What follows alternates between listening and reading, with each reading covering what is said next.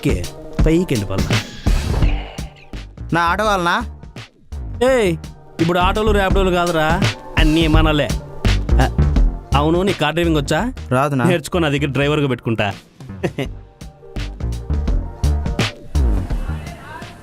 ఎంతో చెప్పరా, గంట నుంచి కూర్చోబెట్టావు, బండి సేల్కుంది. బండి సేల్కుండదు రే. ఆ బండి సేల్ చేసి నీకు ఎంత వస్తుందిరా? 500 1000 వస్తుంది అంతే కమిషను. సేల్ అంటే సేల్. ఒరేయ్ మనకు ఒకప్పుడు ఏం లేదు కాబట్టి ఇట్లాంటివన్నీ చేసుకుంటాను. ఇప్పుడు ఒక ఎయిమ్ ఉండాది, ఒక టార్గెట్ ఉంది, ఒక మైల్ డ్రైవ్ ఉంది, ఒక గోల్ ఉండాది. ఇప్పుడు అవన్నీ చేయకూడదురా. సంవత్సరం తిరిగే లోపల ఇట్లా షోరూమ్లు 10 పెట్టాలా. ఏయ్ నువ్వేమన్నా ఆవేశపడి దుబాయ్ వెళ్ళిపోతా అంటవి. దుబాయ్ అన్న పోయేవు, నీకు మందంటేనే దుబాయ్ శాలరీ ఇస్తా. ఇప్పుడు నువ్వేం చేయాలంటే మన జిల్లాలో, మన మండలంలో, మన గ్రామంలో యాక్టివ్గా ఉండే యూత్ బ్యాచ్లు 10 కావాలి నాకు. బ్యాచ్కి 10 మంది. ఎందుకురా?